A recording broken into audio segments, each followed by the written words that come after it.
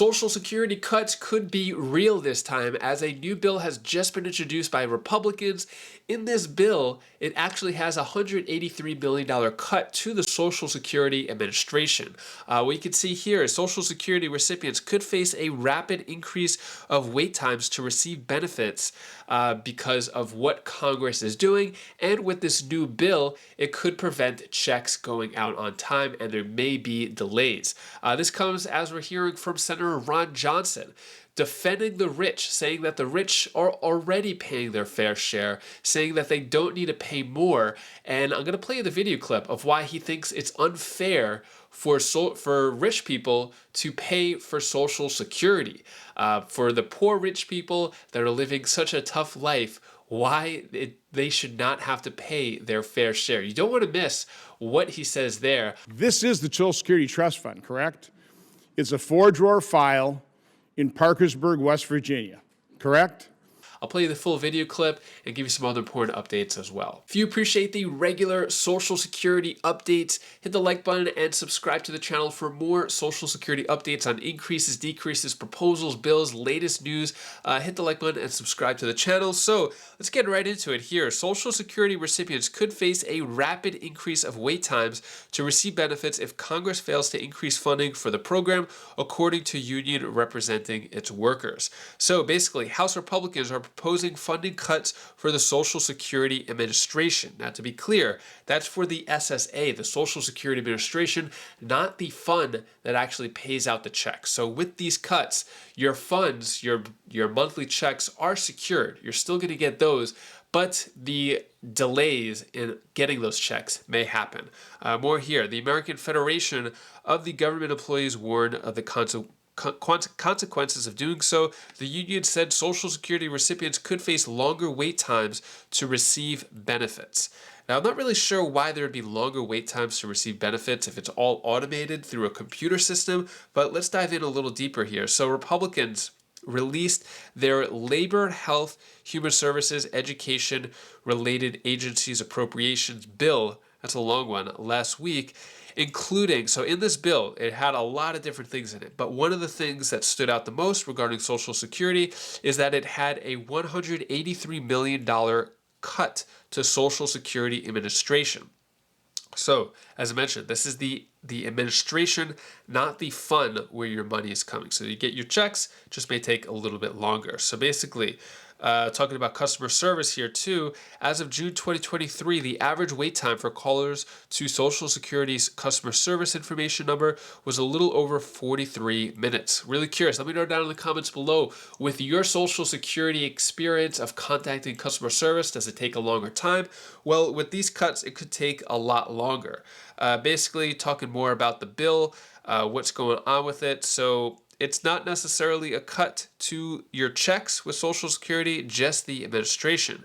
When it comes to Senator Ron Johnson, this guy right here, I'll play the video clip of him in a moment. Senator Ron Johnson argues against rich paying fair share to ensure Social Security's survival. The Wisconsin Republican millionaire accused working class Americans of getting a lot more in return from the key social program than rich people who pay disproportionately less into its coffers. So, it's a really hard argument to make for rich people to not pay more. They're already rich. They have more than enough. Why not pay their fair share? They're disproportionately paying less. But someone like Ron Johnson, who's a millionaire himself, on top of being a millionaire, receiving $174,000 per year for being a senator in Congress, I guess, these are the types of people who think that the rich should not pay their fair share for Social Security in order for the program to continue to pay out. So basically, if you want to hear his argument, word for word, you don't want to miss what he says here. It gives you a really unique perspective of Social Security and the program itself. Take a look at what he says here. Thank you, Mr. Chairman. I also want to thank you for holding this hearing, but also recognize we're just barely scratching the surface. What's frustrating to me is there's just so much basic fundamental information we need to convey to the American public, the misperceptions of the Social Security program, that we need to spend some time before we can start getting into all the details that have been brought up by our witnesses. So what I would suggest rather than this format where we just kind of talk by each other. I've got 4.5 minutes left to make probably about 20 minutes worth of points. We ought to schedule an all-day roundtable and have a discussion, as Senator Murray talked about. Let's get this all out on the table. But in my remaining minutes, I'd like to talk about some of these fundamentals. When I talk to Wisconsinites, they just have a basic misperception about Social Security. I mean, I think this was originally sold as, okay, we are going to, as a nanny state, we're going to make sure that you're going to have money for retirement, so we're going to extract wages from, or taxes from your wages, and we're going to set up an account for you so that we're going to save it for you for your retirement, because we don't trust you to save for yourself. So most people think, well, that's my money. And in fact, a part of it is. But as Sen Grasso is talking about, if you're in the low-income group, you're getting a lot more in return than you ever invested in. So it's really not a savings account where you're getting, where the government's saving for you, that amount builds up with the compound interest and stuff, and then you get that back in return. In fact, there's really not anything saved at all, correct, Mr. Goss? The money's gone. It comes in the Treasury, it's spent, right? It's a pay-as-you-go system. The money coming in basically covers the cost. It is. It's a pay-as-you-go system. Worked when we had 40 workers for every one retiree. Now we're less than 3 workers for every one. This is the Social Security Trust Fund, correct? It's a 4-drawer file in Parkersburg, West Virginia, correct? And it holds U.S. government bonds. Well, it's all electronic. By law, this trust fund's going to be invested only. Understand. So it is also true that a U.S. government bond held in the hands of a U.S. government entity literally has no value. What happens when, and by the way, the funding gap began in 2010 when benefits started exceeding revenue, correct? So now we start dipping into the trust fund. This gentleman pulls out a bond, sends it over to the Treasury, and says, pay us $50 billion. What does the Treasury do? They don't have $50 billion. They either just print it. I mean, Mr. Krause, what does the Treasury do? Well, the vast majority of the payments that are coming out of Social Security now are from current. Correct, but I mean, when we... But we are running cash. We're dipping into this, and we're going to exhaust this accounting convention. This thing's going to be empty in 2023.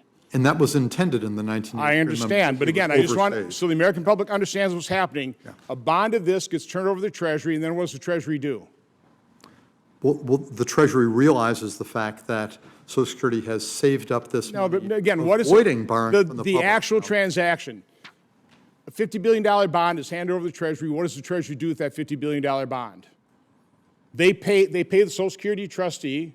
Exactly. $50 billion. Where do they get the $50 billion? From either current revenues or from borrowing from the public. But yeah, okay. Yeah. Right now they're borrowing because we're running $1 trillion deficit. Yeah. So they float another bond. On the margin. Yeah. So it's very important for people to recognize that fact. Mr. Biggs, talk about, again, the fact that the calculation of what you get in benefits somewhat tied to what you've contributed, but certainly not totally tied, correct? And as we talked to the CBO director, again, on the lower end of the income scale, you're getting a lot more than what you paid in. If you're in the high income, you're not getting what you paid in. And wasn't that sort of the deal? This was not a general welfare system. This wasn't, this was really designed, we're going to make you save for your retirement, and then you're going to get back what you paid in. Just address that fact. Sure. Social Security is set up as a contributory social insurance program where everybody pays in. People receive back a fair return on their money, and yet it is tilted towards low earners. And again, I think most Americans agree with that. Sure. And just my final question, Ms. Hanauer, this is a very simple question. Out of $1 of income that any American makes, how much should be the maximum amount the government takes out in total? What is the total maximum tax rate on $1 of income? Because I always ask, progressive witnesses that question. What percent is the most that the government ever ought to take out of an American's dollar of income? I think we should think about the kind of country we want to have and then have. I just want a have percent. revenue. I mean, you've already thought about that. possible to get a How much do we ought to take out of $1 of income? You know, we had 400 billionaires who paid less than 8% tax rate, so more than that. The top 1% pays 40% of all income taxes, okay? I don't know at what point in time is a fair share. It is telling that I can never get a progressive witness to tell me what the maximum percentage is they want to tax $1 of income. And you're not willing to do it either. Senator, when we consider all taxes, the top 1% pays about 24% of taxes. And they make but 22% receives of income. That's pretty fair. 22% of income. It They're strikes still me paying a that they higher can do a level of little tax bit than they more. get in the income. It So we can strikes argue with me that, but again, in a I'm just asking. society where the wealthiest are getting more and more of our income, they can afford to chip in more to maintain the systems that enable them to build that wealth in the first place. Mr. Chairman, this is why we need a longer discussion, so I don't have to be quite so rude in interrupting witnesses. We do need, the American public needs to hear this conversation. I think there could be all kinds of areas of agreement. And if you're going to do something on a bipartisan basis, rather than just, slap a piece of legislation on the table there and say, you're evil if you don't accept this thing, or you want to cut benefits, I want to save Social Security. I think everybody here in this hearing room wants to save Social Security, but in order to do so, we need a full-fledged discussion where all viewpoints can be heard and some of these realities can be laid out on the table. Thank you, Mr. Chairman. So what are your thoughts there? Are you convinced that the rich should not pay their fair share for Social Security? Let me know your thoughts on that down in the comments below.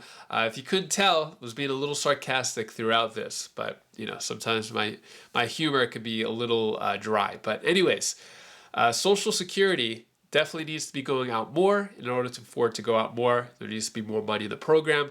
Ron Johnson does not believe that rich people should pay into that. But yeah, let me know your thoughts on that. And that is all the news that I have for you today to hopefully brighten your day a bit. Here's my daughter Bella's tip of the day. Oh, hi guys, I didn't see you there. Just so you know, you guys are great to me. You guys are special to me. I need you here beside me. And you are so nice. Do you know why? Cause you're so nice right now. Thank you so much for watching. If you want more Social Security updates, don't forget to subscribe to the channel so I can let you know the latest news of what's going on that could affect your Social Security check. So subscribe right now. And if you want to know the latest in terms of Social Security increases, definitely want to click this video right up here as I'll go over some more details on that. And yeah, so I'll see you in that video. Click that right now and take care, be safe. Thank you for watching.